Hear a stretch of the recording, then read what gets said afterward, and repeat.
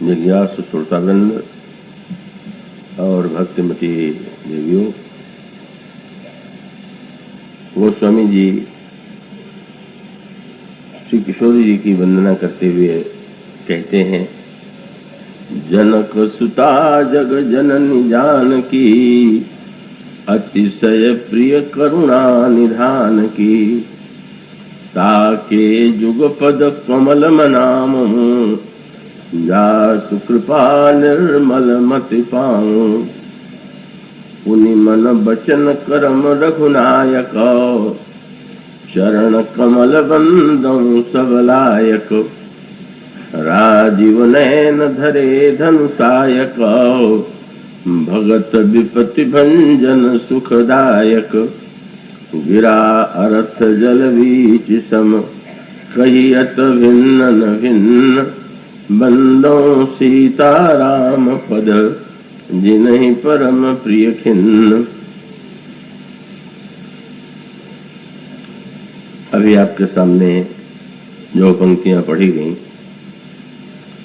उसमें गोस्वामी जी पहले किशोरी जी की वंदना करते हैं। वंदना करते हुए वे कहते हैं, जो महाराज श्री जनक की पुत्री हैं, समग्र सृष्टि की जननी हैं और करुणा निधान श्री रामभद्र की अतिशय प्रिया है। उनके युगल चरण कमलों की मैं वंदना करता हूं, जिनकी कृपा से व्यक्ति को निर्मल मति प्राप्त होती है।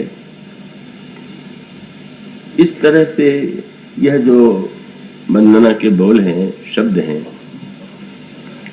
और इसी संदर्भ में जो प्रसंग प्रारंभ किया गया था, भगवान श्री राम का परिचय तो रामचरितमानस के अनेक अनेक प्रसंगों में अनेक आचार्यों और संतों के द्वारा दिया गया, पर श्री सीता जी का जो स्वरूप है, तो उस विषय में अन्य लोग अपने विचार प्रकट करते हुए नहीं दिखाई देते हैं। और जो भगवान श्री राम मनु और शत्रुपा की साधना से प्रसन्न होकर उनके सामने प्रकट होते हैं, तो उन्होंने मनु के समक्ष श्री किशोरी जी का परिचय देते हुए कहा कि ये जो मेरे वाम भाग में सुशोभित हो रहे हैं, यह आदि शक्ति है। इन्होंने ही सृष्टि का निर्माण किया है और यह मेरी माया है, और जब मैं अवतरित होऊंगा तो मेरे साथ साथ ये भी अवतरित होंगे। वस्तुतः कि जब हम भौतिक लीला के संदर्भ में देखते हैं, तो श्री सीता जी का पहला परिचय तो महाराज श्री जनक के पुत्री के रूप में ही है, पर उसके पहले जो यह परिचय है, वह यह बताने के लिए है कि तत्वतः तो श्री सीता जी जो हैं, वो अनादि हैं, पर अनादि को जब हम आदि के रूप में देखते हैं, तो तात्विक रूप से वे अनादि, और भावनात्मक दृष्टि से उन अनादि को हम आदि के रूप में देख करके ही संतोष पाते हैं। हमारे हृदय में आनंद और प्रसन्नता की अनुभूति होती है। किंतु तो यूं कह सकते हैं कि जैसे तत्व जो है, श्री सीता का जो तत्व है, वो तो मानो आधारशिला है, नींव है, और उनके चरित्र का जो स्वरूप है, वो एक विशाल महानतम भवन की भांति है। तो उसमें भगवान श्री राम ने श्री सीता जी के परिचय में जिस पहले शब्द का प्रयोग किया, वह शब्द है आदिशक्ति। कल जो प्रसंग आपके सामने प्रारंभ किया गया था, आज तो बहुत अधिक संख्या में नए लोग हैं, और उसका मूल सूत्र यह है कि यह जो विशाल ब्रह्मांड, विशाल सृष्टि हमारे आपके सामने है, तो अगर व्यक्ति में जिज्ञासा होती है, होनी चाहिए, तो उसके मस्तिष्क में यह प्रश्न आना चाहिए, विचार आना चाहिए, ये जो विलक्षण ब्रह्मांड है तो उसका निर्माण कैसे हुआ। इस पर भौतिक विज्ञान के जो अन्वेषक हैं उन्होंने भी बहुत कुछ लिखा है, और आध्यात्मिक दृष्टि से भी इसकी व्याख्या करने की चेष्टा की गई। पर यूं उसके क्रम पर दृष्टि डालें तो जब एक बालक का जन्म होता है तो यही लगता है कि इसके जन्मदाता माता और पिता है, पर माता और पिता चाह करके भी ऐसा अनेक व्यक्तियों के जीवन में होता है जब वे संतान उत्पन्न नहीं कर पाते, और यह भी दिखाई देता है कि अनपेक्षित रूप में पुत्रों का जन्म भी होता है। तो सृष्टि में जो दिखाई देने वाले हैं, क्या वही वस्तुतः उसके रचयिता के रूप में स्वीकार किए जाने चाहिए। और तब क्रमशः एक अन्वेषण किया गया, तो उन्होंने अन्वेषण में ये माना गया कि ये जो समस्त मानव जाति है उसके रचयिता मूल पुरुष मनु, यही श्री रामचरितमानस में भी परिचय दिया गया। स्वयंभू मनु अरु सतुरूपा जिनते भई नर सृष्टि अनुपा। तो ऐसा लगा कि जैसे मानव जाति के आदि पुरुष मनु, पर ब्रह्मांड में सृष्टि में केवल मानव जाति ही तो नहीं, मानव जाति तो अपेक्षाकृत ब्रह्मांड में बहुत थोड़ी संख्या में है। इतना विशाल ब्रह्मांड, उसमें इतनी विलक्षण सृष्टि है, तो इस विलक्षण सृष्टि का वस्तुतः रचयिता कौन। तो जिन मनु को मानव जाति का आदि रचयिता मान लिया गया था, मनु स्वयं उस सत्य की खोज में चल पड़े कि वस्तुतः जब मुझे ये कहा जाता है कि मैं मानव जाति का रचयिता हूं, तो मेरा रचयिता कौन।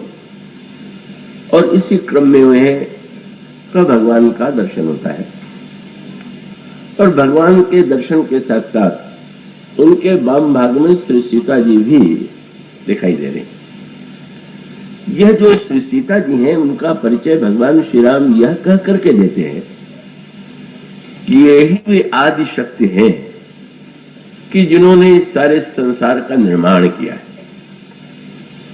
तो मानो मनु ने, संसार ने मनु को रचयिता माना, मनु ने प्रारंभ में ब्रह्मा को सृष्टि के रचयिता में स्वीकार के रूप में स्वीकार किया, पर अंत में भगवान स्वयं अपनी वाणी से परिचय देते हैं। और यहां पर भी विलक्षणता एक कि भगवान राम भी ये नहीं कहते हैं कि सृष्टि का निर्माण मैंने किया, उन्होंने भी, और श्री सीता जी ने भी कभी नहीं कहा कि मैंने सृष्टि का निर्माण किया। कितनी बढ़िया बात। बोले हम लोग छोटी सी वस्तु का निर्माण करते हैं तो रचयिता का गर्व पाल लेते, इतने अनंत ब्रह्मांडों की सृष्टि करने वाला कोई रचयिता कहा जाने वाला अपने को रचयिता मान ही नहीं रहा। मनु कहते हैं मैं नहीं, ब्रह्मा होंगे। ब्रह्मा कहते हैं कि भगवान, और भगवान भी जब प्रकट है तो कहते हैं मैं रचयिता नहीं। सृष्टि की रचना करने वाली तो यही आदि शक्ति महामाया सीता। पर रामचरितमानस में कहीं भी श्री सीता जी ने यह स्वीकार नहीं किया कि सृष्टि की रचयिता मैं हूं, बल्कि एक आप अनोखी बात पाएंगे कि पूरे रामचरितमानस में केवल दो ही ऐसे प्रसंग हैं जहां श्री सीता जी के जीवन में चमत्कार दिखाई देता है। पूरे रामचरितमानस में ऐसे प्रसंग तो आते हैं जहां भगवान श्री राम के द्वारा विराट रूप का दर्शन कराया गया, या खरदूषण के प्रसंग में उन्होंने अनगिनत रूप बना लिए। इस तरह से श्री राम के द्वारा चरित्र में घटित होने वाले चमत्कार तो हैं, पर श्री सीता जी के चरित्र का चमत्कार नहीं दिखाई देता। केवल दो ऐसे प्रसंग हैं जहां पर गोस्वामी जी ने श्री सीता जी के चमत्कार का परिचय दिया। एक प्रसंग तो वह है जब अयोध्या से बारात आई। अयोध्या उस समय भारत का सर्वश्रेष्ठ राज्य, बड़ी विशाल बारात आई हुई है। महाराज जनक ने बहुत सुंदर प्रबंध किया है, पर श्री सीता जी को लगा कि किसी बाराती को न्यूनता न लगे कि यहाँ तो वो सुख सुविधा नहीं है जो अयोध्या में हमें प्राप्त थी। उस समय गोस्वामी जी ने कहा कि श्री सीता जी ने एक चमत्कार का स्वरूप उनके चरित्र में उन्होंने प्रस्तुत किया। जानी सिय बारात पूरा आई, कछु निज महिमा प्रगति जनाई। और उन्होंने सिद्धियों को बुलाया और आदेश दिया कि जितने अयोध्या के बाराती आए हैं उनका उच्च से उच्च कोटि का सम्मान, उनकी सुविधा का प्रबंध किया जाए। जानी सिय बारातपुर आई, कछु निज महिमा प्रगति जनाई। हृदय सुमेरी सब सिद्ध बुलाई, भूप पहुनई करण पठाई। सिद्धि सब सिय आयसु अकन, गई जहां जनवास। लिए संपदा सकल सुख, सुरपुर भोग विलास। जब श्री सीता जी के आदेश से सिद्धियों ने ऐसा विलक्षण का निर्माण किया तो विलक्षणता क्या थी कि चमत्कार दिखाने वाले बहुधा यह दिखाने की चेष्टा करते हैं कि मैंने यह चमत्कार, ये मेरा चमत्कार। पर यहां श्री सीता जी ने ये जो चमत्कार किया वो स्वामी जी ने कहा विभव भेद कछु को न जाना। और सब लोग जितने अयोध्यावासी हैं बोले सकल जनक का कर ही बखाना।